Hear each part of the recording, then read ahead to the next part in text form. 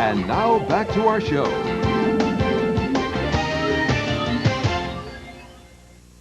Mark Twain wrote a clever book you may already have read. It's called A Connecticut Yankee in King Arthur's Court. In this book, a guy time travels back to the time of the Round Table and ends up teaching King Arthur and all his knights all sorts of crazy things, including baseball. Now, it might be said that the king has come to teach us a thing or two, only this time it's softball. Hear now the adventurous art of the king and his court. Play ball!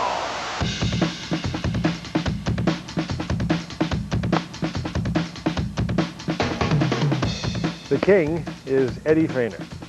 Eddie started the team with 3 of his boyhood chums in 1946. Somebody dared them to play 4 against 9. They won a game. Somebody saw that game and said, hey, come play that game against us. And it grew from there. You're out! Well, we've played about a little over 11,000 games in 104 countries. We've played in over 6,000 cities in North America.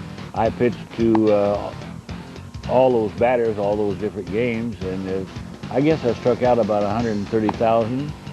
I struck out about 20,000 of them blindfolded. They weren't blindfolded, I was. I'm Eddie Feiner, and I'm the guy that has the 4-man softball team. My name is Rich Hoppy. I'm the pitcher for the King and his court. I'm Jack Knight, and I'll be catching for the king and his court. Hi, I'm Anne-Marie Feiner. I play first base. The king and his court will play a mix of hard-nosed, fast-pitch softball and a lot of humor. Pitch! Out! Yeah! If you've seen the Globetrotters, then you would know what the King and his court is. Thank you, guys. That's great. There's trick pitching, there's little gags here and there.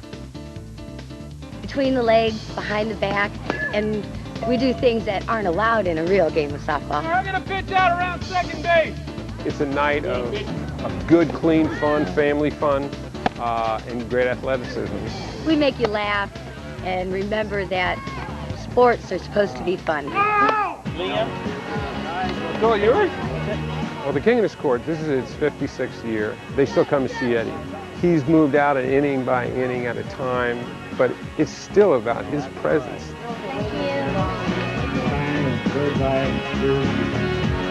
He's the king.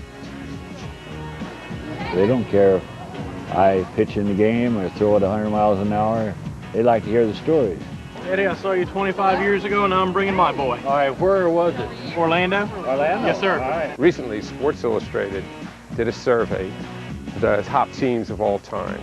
The King and his court was voted number 8, the greatest teams in the history of sport. The reason people come back to watch us after 56 years, the reputation of the King and his court is that we're a great show. We're funny, and we have talent.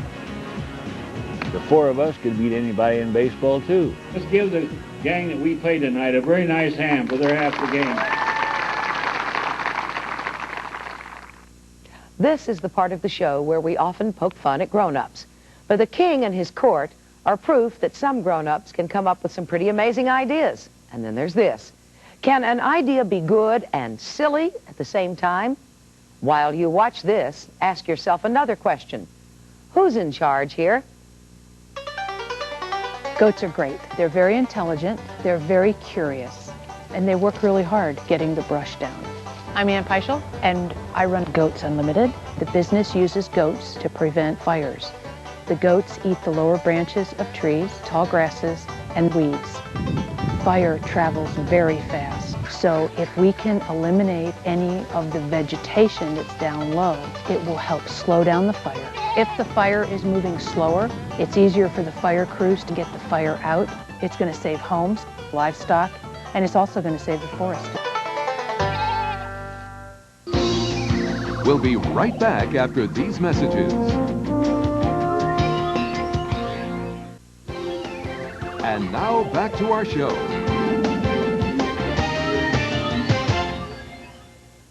Next time you look at a map, turn it upside down. Does it look weird? Now ask yourself, why should it? I mean, who decided north should be at the top anyway? This story asks that question and others, such as, if you had a life-size map of the world, would you have to be standing on it right now? Think about it. Actually, that's what this story is really about, how maps change the way we think. When people think of geography, they think of maps. Geography is technically anything that can be mapped. World maps, depending on how they're designed, can influence the way we look at the world. Sometimes your own sort of prejudices can slip into what goes on a map that you're making. Maps tell a story. They're designed to communicate a message of some sort and to be used as a tool. It's just like an advertiser in designing a billboard. My name is Inez Miyares. I'm an associate professor of geography at Hunter College in New York City. Some very commonly used maps, such as one called the Mercator, make the North American continent, Europe, and Russia look much larger than they should. People see that map and say, well, this makes my country look larger than it is, more important than it is. Maps shape the way people see the world in very important ways. That's why we at National Geographic Society think about it very hard. My name is Alan Carroll. I'm Chief Cartographer at the National Geographic Society. Cartographers are map makers. If you imagine the world as an orange and you're unpeeling the orange, then you try to flatten that orange peel onto a flat surface. It's not going to flatten, and you might have to stretch and squeeze things. So world maps use what we call projections. There are dozens of different projections. Some projections distort some parts of the world more than others. The world map that's probably the most familiar is the Mercator. The Mercator, people don't notice that Greenland is huge in comparison to Africa when it really isn't in real life. I'm Stephen Young. I participated in the 2000 Geography Bee, and I'm going to compete in the International Geographic Olympiad.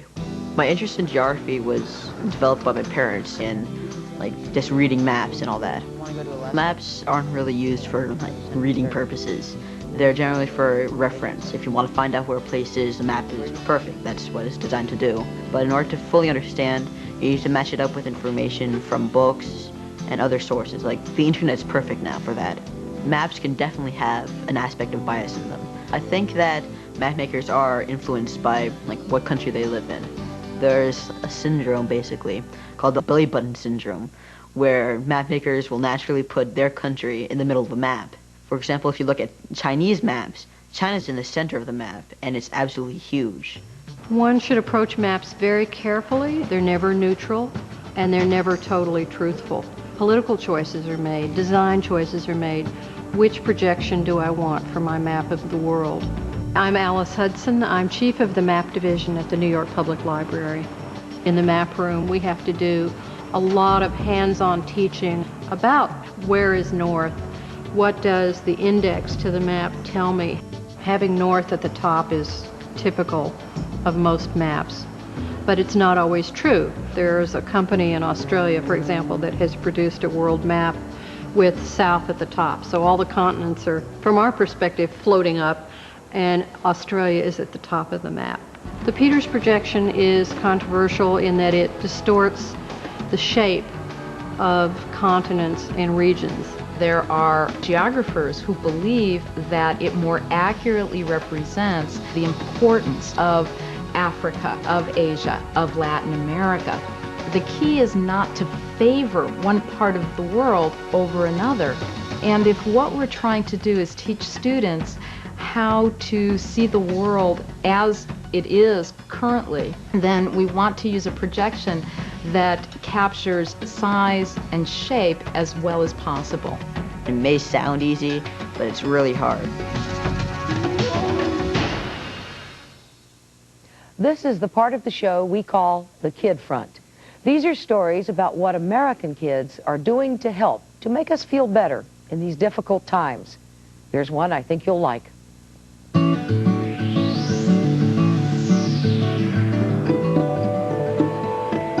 When a war is going on in your country, you probably want to get into the safest place you can. The United States is bombing Afghanistan, so understandably many people are leaving their towns and going to refugee camps that have been set up away from the bombing sites. kids in refugee camps. They don't have a bed to sleep in. They don't have very warm clothes. They're poor. They really don't have anything. We're just trying to help the children. Are there scissors in that bag, Megan? Feed the Children is a worldwide organization. We try to help children all over the world who need our help. We're making emergency relief kits for the children of Afghanistan. They're going to the children in the refugee camps because they barely have their necessities. The health kits contain like washcloth, soap, toothpaste, a toothbrush, a comb or a brush. They've got Band-Aids. If they scratch their knee, they can close up the wound easier. They've got notebooks. They've got pencils. They can draw pictures if they want to. Like just simple things, but for them, I mean, it's like a luxury almost. We take a lot of things for granted. They don't have most of the things that we have. They're just like us, they're children. It's just horrible to think that somebody just like us has so little. I think that the Afghani children will be glad. It might give them hope to go on that they might have lost. I hope that when they get the relief kits, they'll realize that like people really care. This edition of Nick News is brought to you by the word tyranny. The Taliban government in Afghanistan is a tyranny. That is, the people of Afghanistan did not elect this government, and this government does not allow people to think for themselves. It does not allow people choices of the kind we have here. To do this, it must be well organized and ruled by force, often killing those who disagree. But tyranny is always more organized than freedom, because freedom means just that. Free to make your own choices, free to be yourself. That is something we revere here in America. As for the Taliban, we have seen in Afghanistan the Taliban vision of how it would like the rest of the world to be. And we have chosen freedom. Messy, disorganized, rowdy freedom. The only antidote to tyranny. This is Nick News. If you want to know, ask.